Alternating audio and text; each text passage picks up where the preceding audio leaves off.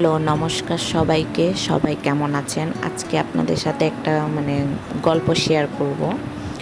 গল্পটা হচ্ছে এমন, আমি যখন ছেলেকে স্কুল থেকে আনতে যাচ্ছি, তখন আমার সাথে একটা রিক্সা মামার সাথে দেখা হয়। ওই মামা আমাকে জিজ্ঞাসা করলো যে, "মা, তোমার ঘড়িতে কয়টা বাজে?" তো আমি বললাম যে 10টা 20।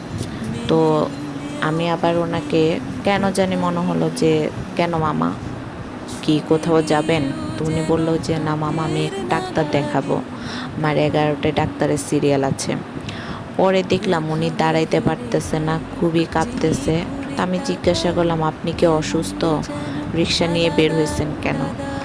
পরে উনি কান্না করে বলল যে, "আমি অপারেশন রোগী।" উনি আমাকে ওনার অপারেশন জায়গাগুলো দেখাচ্ছে। সত্যি উনি অসুস্থ ছিল। বলল যে, "আমার ছেলে আমাকে ঘর থেকে বের করে দিয়েছে আমি যখন ওর থেকে টাকা চেয়েছি।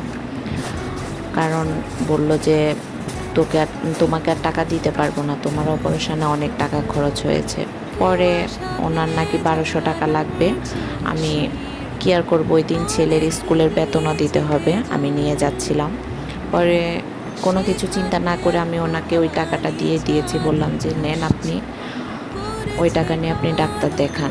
পরে উনি আমাকে মন থেকে আশীর্বাদ দিয়েছে। বলল যে, "মা, তোমার সব মনের ইচ্ছা পূরণ হোক।"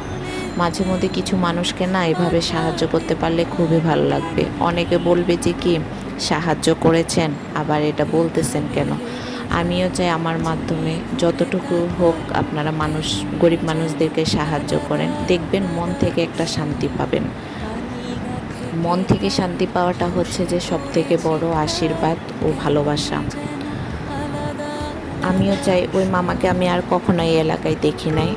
ভগবানের কাছে এটাই চাওয়া যে উনি যেখানেই থাকুক ভালো থাকুক, সুস্থ থাকুক। তো আজকের ভিডিও এতটুকুই। আর আপনাদেরকে বলবো, আমার ইউটিউব চ্যানেলটা আপনারা অবশ্যই সাবস্ক্রাইব করে দিবেন। কারণ হচ্ছে আপনাদের ভালোবাসায় সামনের দিকে এগিয়ে চলা বা কিছু মানুষদের জন্য কিছু করতে পারা, এটাই। তো আর কিছু বলবো না। আপনার আজকের ভিডিও এখানেই সমাপ্ত। নমস্কার।